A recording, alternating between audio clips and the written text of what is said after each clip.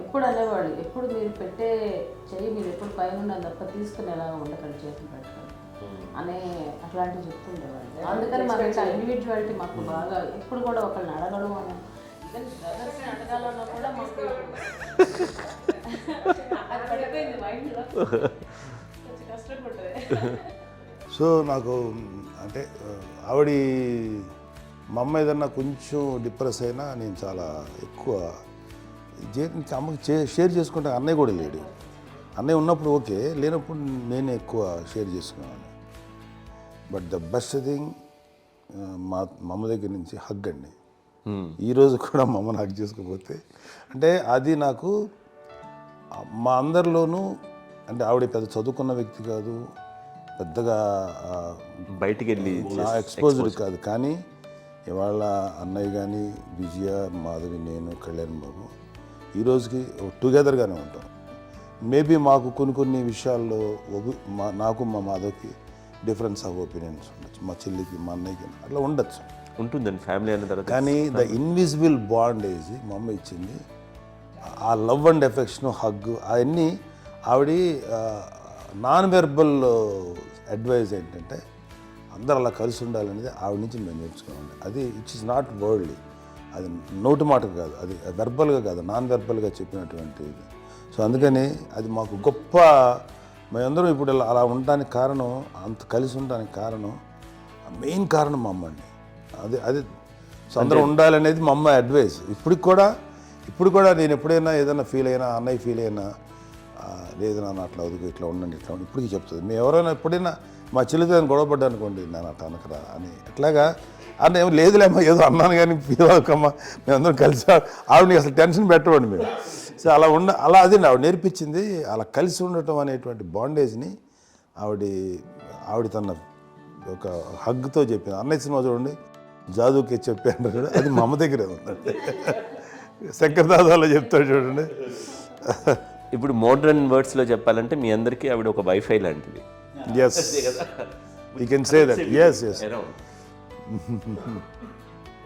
ఇంకొక అడ్వైజ్ కట్టండి, అమ్మ విషయంలో నేను గొప్పగా ఫీల్ అయ్యేది, కానీ చాలామంది పెద్దలు రిటైర్ అయిపోయి విశ్రాంతి తీసుకుంటున్నటువంటి పెద్దలందరూ కూడా ఆచరించే విధంగా ఒక విషయాన్ని నేను గమనించాను.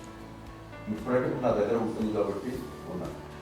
అమ్మ విడిగా ఇంకొక ఇంట్లో ఉండేది, 9 సంవత్సరాలు నాన్నగారు దూరం అయిన దగ్గర నుంచి ఉండేది. 5 సంవత్సరాలు ఒంటరిగా ఉండి నన్ను బిడ్డలందరూ ఎవరు మా నాన్న వెళ్ళిపోయారు, నేను ఒంటరి అయిపోయాను అన్న ఫీలింగ్ అమ్మకు ఎప్పుడు ఉండేది కాదు. తర్వాత బిడ్డలు వాళ్ళ టైం బట్టి వచ్చి చూసుకుంటే సరిపోతుంది. అది వారమా, నెలక, 2 నెలక, అసలు ఒకసారి రాలేని పరిస్థితిలో ఉంటుంది. 5-6 నెలల పాటు ఇదే ఊళ్ళో ఉండి, పక్క వీధుల్లో ఉండి, ఎవరి పనులు వాళ్ళు బిజీగా ఉండి, ఎవరి షూటింగ్ వాళ్ళు బిజీగా ఉండి, ఎవరి ప్రొఫెషన్లో వాళ్ళు బిజీగా ఉండి, ఎవరి ప్రొఫెషన్లో వాళ్ళు బిజీగా ఉండి, తన సంసారం తను బిజీగా ఉంటాను. ఒకసారి అమ్మ ఏమీ ఫీల్ అయ్యేది, ఏంటమ్మా రావట్లేదు, అసలు పట్టించుకోవట్లేదు ఏంటి అంటే, అంతేలేమ్మా అని ఇలాంటి నిరసన మాటలు కానీ, ఈసరింపు మాటలు కానీ, లేకపోతే న్యూనతాభావం కానీ ఇలాంటివి ఎప్పుడు అమ్మకు లేవండి. వచ్చారు అబ్బాయి ఏం చేసి పెట్టడా చెప్పండి అంటూ చాలా పాజిటివ్ ఉండి, ఇప్పటికీ కూడా తను సపరేట్ కిచెన్ మా ఇంట్లో ఎంతో అందరూ వేరే కిచెన్. ఎందుకంటే అమ్మకి మోస్ట్ స్ట్రెస్ బస్టర్ వచ్చేసినా, లేకపోతే ఏదో రిలీఫ్ ఏంటంటే తన కిచెన్లో కూర్చొని వండి అందరికి పెట్టాం. ఇప్పటికీ కళ్యాణ్ బాబు అక్కడక్కడ తిరిగేసి, ఎక్కడో చేసి, నిరసన చేసి, అన్ని రకాలు చేసి వస్తే అమ్మకి చాలా జాలి. ఆడేదో ఇంక మేము గుడ్లా కష్టపడుతున్నాం, కానీ ఆడి ఎంతలో వెళ్ళేదో ఈ టీవీలో వాటిలో అది ఎక్కువగా చూపించేసరికి వాడే కష్టపడతారు, మేము కష్టపడలేదు ఫీల్ అమ్మకి. అందులో వాటి రాగానే ఎలా వచ్చావా అని అమ్మ ఎక్కడ కళ్యాణ్ బాబు అంటే ముందు అమ్మను కానీ ఎక్కడ కళ్యాణ్ బాబు తను ఎక్కడ ఉంటాడు, ఏ ఉంటాడు తెలుసు. అది తెలిసిన తర్వాత ఎక్కడ తను వాడికి ఇష్టమైన బిర్యానీ అవి చేసి చక్కగా పంపించి అన్నీ చేస్తుంటాడు. అట్లాగా బిడ్డలకి పెట్టడమే తప్ప బిడ్డల నుంచి ఈ వయసులో ఎక్స్పెక్ట్ చేయడం లేకపోగా కొంచెం పట్టించుకోవట్లేదు అనే ఒక న్యూనత భావంలోకి వెళ్ళిపోయి సైకలాజికల్ డిప్రెస్ అయ్యే మదర్ మొత్తం కాదు. ఆ రకంగా మాకందరికీ భరోసా. మేము కూడా పెద్ద అయినా బిడ్డలు వాళ్ళ ప్రవృత్తి ఉద్యోగరీత్యా వాళ్ళ వృత్తిరీత్యా వాళ్ళు దూరం అయిపోయి మనల్ని చాలా కమ్యూనికేషన్ గ్యాప్ వచ్చినా సరే బిడ్డలు నాకు దూరం అయిపోయి పట్టించుకోవట్లేదు, ఇలాగే చూసేవాళ్ళు వెళ్ళి ఎంత ఇదిగా ఒరే వాళ్ళ గురించి ఇప్పుడు ఏమైపోయాను అని ఇంత కించెం బాధపడలేదు వాళ్ళకి అంటూ నెగిటివ్ సైడ్ ఆలోచించే విధానం లేనే లేదు. అది మా అందరికి ఎంత కంఫర్టబుల్ అంటే అంత ఎంత కాదు. ఏం చూసుకోకపోతే మాధవ్ చూసుకుని మాధవ్ లేకపోతే నాగబాబు వెళ్తుంటాడు కడియడం వల్ల మా విజయ్ చూసుకుంటున్నది. సరే నాకు కళ్యాణ్ బాబు తను చూసుకుంటుంటాడు. ఇలా ఎవరో కూడా వెళ్తూ ఉంటాం. అమ్మ మాత్రం అది వెరీ గుడ్ హెల్దీ. నేను చాలా మంది తల్లిదండ్రులు చూశాను. అవును, వాళ్ళు చాలా ఇబ్బంది పడుతుంటారు.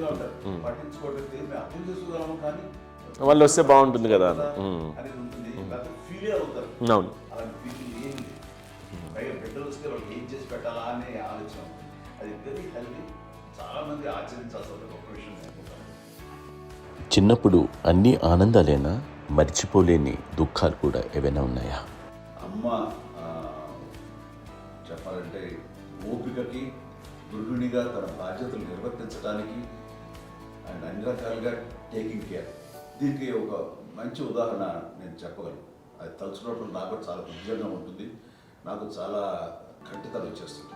అమ్మకి మేము 5 బిడ్డలు అండ్ పురిట్లోనూ 1 year పెరుగో 2.5 years పెరుగో 3 బిడ్డలు చనిపోయారు. నాకు గుర్తెరిగి పొన్నూరులో నేను 6th class చదువుతున్నాను, 6వ తరగతి. అప్పుడు రమణ అనే ఒక అమ్మాయికి 3 years. రమణ అంటే మా ముగ్గురికి కంటే పెద్దది, మా కంటే పెద్దది, కళ్యాణ్ బాబు కంటే పెద్దది, మాకంటే మధ్యలో పిల్ల. తనకి అప్పట్లో మా నాన్నగారు ఉద్యోగరీత్యా క్యాంప్కి వెళ్ళిపోతుండేవారు. ఏమి ఉంటుంది నాన్న చెప్పాలంటే ఫుడ్లో కష్టపడేవారు. ఇంకా నాన్న చెప్పినట్టు కదా, నాగో చెప్పినట్టు. కానీ ఇంటి బాధ్యత, ఇంటి పనులు, రోగాలు వచ్చిన రుచులు వచ్చిన హాస్పిటల్కి తీసుకెళ్ళాలట ఏదైనా సరే అమ్మే పడేది. ఆ శ్రమ తీసుకున్న టైంలో అమ్మకి అసిస్టెంట్కి నేను సహాయపడుతుండేవాడు ఉండేవాడు. అమ్మ చూడరు, నాకు ఫ్రెండ్స్ ఆడుకోవడం అలా నిజంగా ఎప్పుడు నాకు గుర్తేది నాకు తెలియదు. నాకు లేదు ఫ్రెండ్స్తో తిరగడం అది ఫ్రెండ్స్తో అమ్మ పట్ల ఉండేవాడు. అలాంటి నేను ఆ పిల్లకి బ్రెయిన్ ఫ్యూర్ వచ్చింది. ప్రభుత్వ ఆసుపత్రి పొన్నూరులో ఆ పిల్లని చేర్పించినప్పుడు 2-3 days అయిన తర్వాత ఒక బ్యాడ్ న్యూస్ వినాల్సి వచ్చింది. తెల్లారికి కాన్షియస్ లేదు, పోయింది. ఏం చేయాలో తెలియదు. అమ్మ వయసు చిన్నదే. ఇద్దరు తీసుకుని ఆ బిడ్డని నేను ఒళ్ళో పెట్టుకుని శవాన్ని, డెడ్ బాడీని రిక్షాలో ఇంటికెళ్ళ ఇప్పటికీ నాకు గుర్తు ఆ విజువల్స్. అండ్ నాన్నకి తెలియదు ఏ విషయం, నాన్న ఎప్పుడు వస్తారో తెలియదు, ఎలా కమ్యూనికేట్ చేయాలో తెలియదు. అది తీసుకుని వెళ్ళిన తర్వాత ఇంట్లో పడుకోబెడుతుంటే ఏం చేయలేదు. చుట్టుపక్కల ముస్లిం సోదరులు ఉండేవాళ్ళు, ఫ్యామిలీస్ అక్కడ. అంటే మసీదు, పొన్నూరు మసీదు పక్కన మా ఇంట్లో అనుకుని ఆ ఇంట్లో అందరూ వచ్చి చూసేవాళ్ళు, వాళ్ళే హెల్ప్ చేసేవాళ్ళు. ఏం చేయాలో తెలియదు. నెక్స్ట్ రిచువల్స్ ఎలా చేయాలో, కంపకాలు ఎలా చేయాలో తెలియదు. అందరూ చిన్నపిల్లలే. తను చిన్నది, మిగతాలందరూ పసివాళ్ళే. సో అలాంటి పరిస్థితుల్లో అక్కడికి వచ్చినప్పుడు చుట్టుపక్కల వాళ్ళు మీరు వచ్చి చేయాల్సిన కార్యక్రమాలు చేశారు. ఆ సమయం నాకు ఎక్కడో కమ్యూనికేట్ చేసి డిపార్ట్మెంట్ ద్వారా నాన్న వచ్చేసరికి అన్నీ అయిపోయింది. ఇప్పటికీ నాకు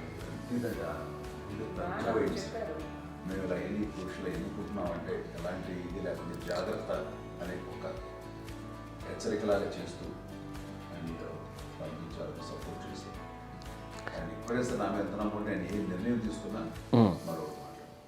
అండ్ తనకి హాస్పిటల్ పెద్ద ఫోబియా. నేను ఎక్కడికి వస్తాను హాస్పిటల్. ఈ మధ్యకాలంలో సరే అమ్మకి మోకాల ఆపరేషన్ జరిగింది. అమ్మను కొంత బాధపడుతున్నావు, అసలు ఈ రోజున వచ్చిన మెడికల్ అడ్వాన్స్మెంట్లో నీకు అసలు ఏ బాధ తెలియకుండా మోకాల ఆపరేషన్ రీప్లేస్ చేస్తారు అని వీళ్ళందరూ చెప్పడానికి భయపడతాను. ఎందుకంటే ఫస్ట్ అలా నాకు